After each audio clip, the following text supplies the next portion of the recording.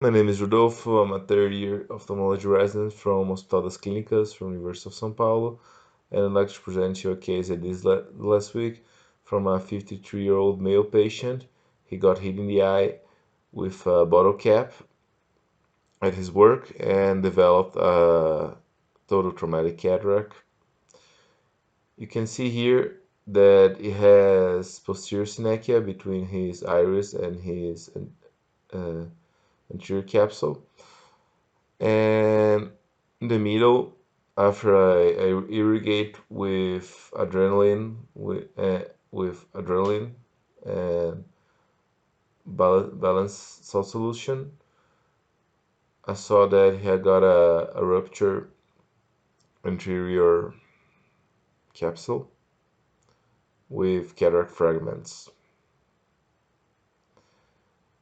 When he first come to our service, it was a Sunday. He got only a white cataract and an IOP of 90 millimeters of mercury. 3 days later, he developed a 42 millimeters of mercury IOP and still didn't have I couldn't see a rupture anterior capsule. And the day after, he presented with this Argentinian flag sign with a total rupture anterior capsule. And after I dyed the anterior capsule with triple blue, you'll be able to see how far the anterior capsule rupture extended.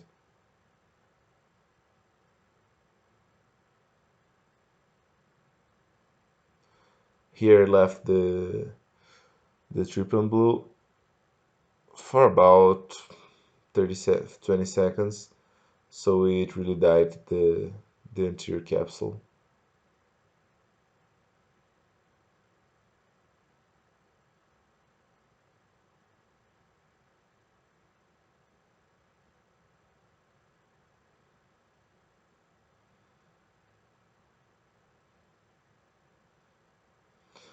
You can see in the mid portion where the triple blue didn't stain is where the capsules rupture. And after seeing this, I decided to inject with viscoelastic so I can see, so I could gain anterior chamber, and I was able to see how much the iris could stretch. I decided to take my capsular rhexis forceps and break this posterior synechia. And after breaking it, I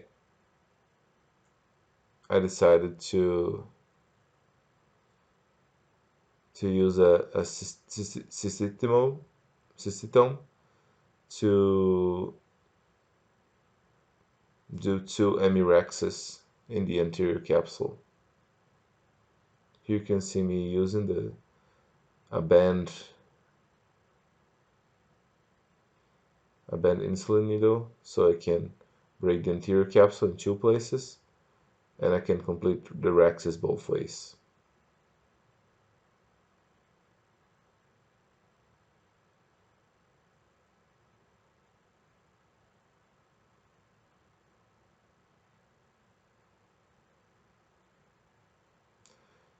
In the left side, I could complete it more easily, but in the right side, I got a little more difficulty because when I used the cystitome, I didn't break all the capsule all the way out. So I had to use my capsule rex forceps to break the capsule and afterwards complete the rexes.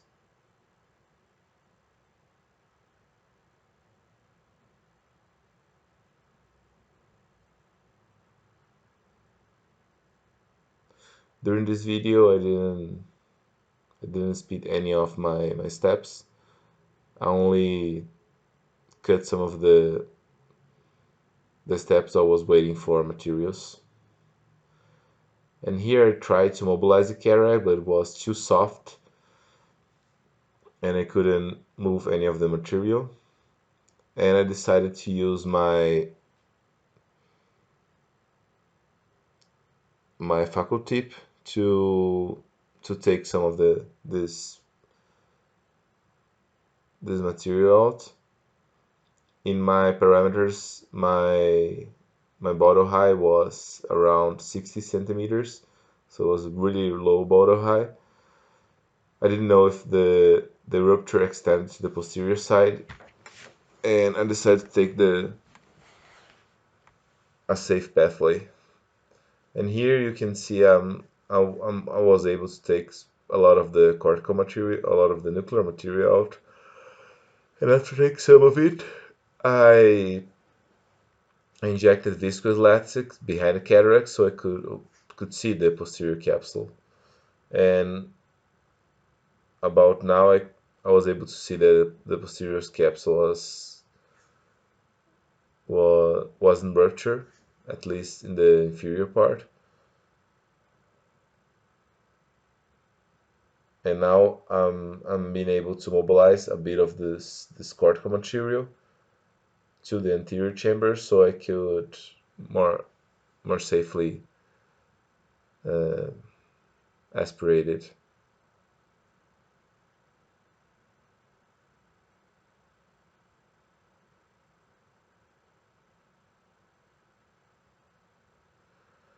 I'm taking a lot of precaution aspirating this cortical material, and I don't want to to damage the posterior capsule doing it.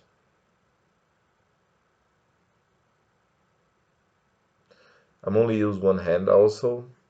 I didn't show it here. I did a accessory incision, but I'll only use it to implant the lens. During my aspiration, I didn't find it useful to have a second instrument inside the eye.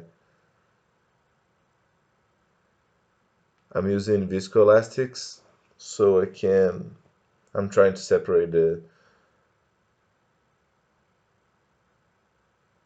the cortex from the posterior capsule.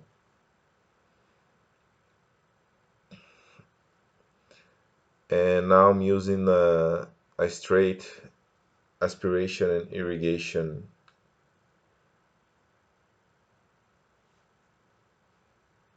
to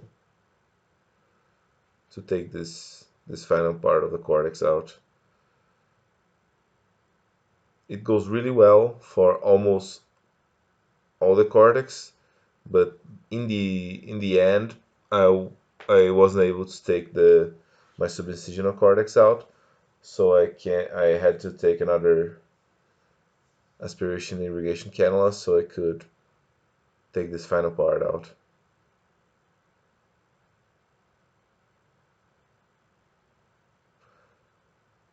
I really like this irrigation aspiration cannula. It's from Amo.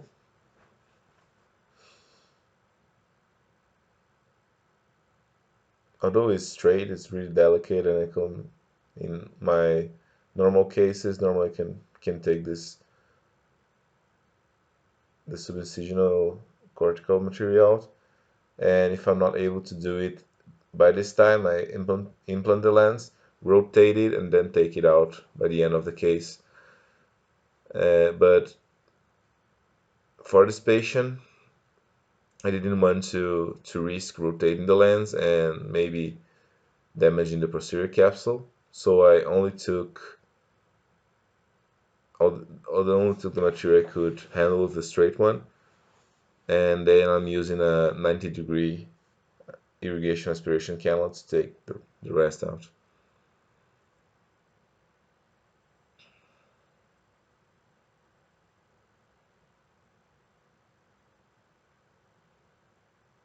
Here you can see I'm having this difficult with the subincisional material,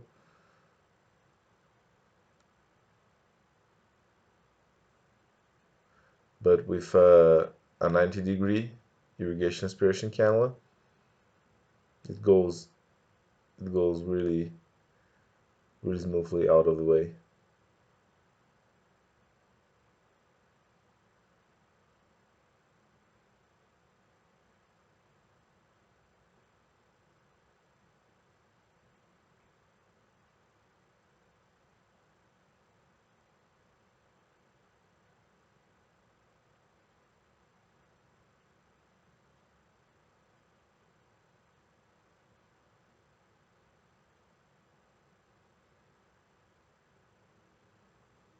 And here again, I'm filling the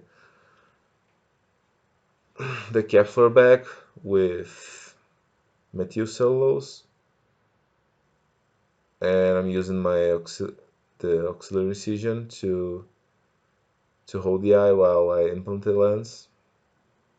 And I was able to put the lens inside the bag, and I positioned the haptics outside. I positioned the haptics outside the region with anterior capsule fragility. And then I take the viscoelastic out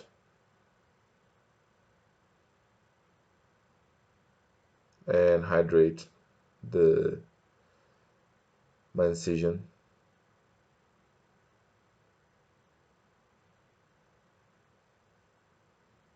In the end, the eye was formed, the intraocular lens was in position, and the redness you see in the eye after 2 hours, it faded away. Thank you very much. Bye.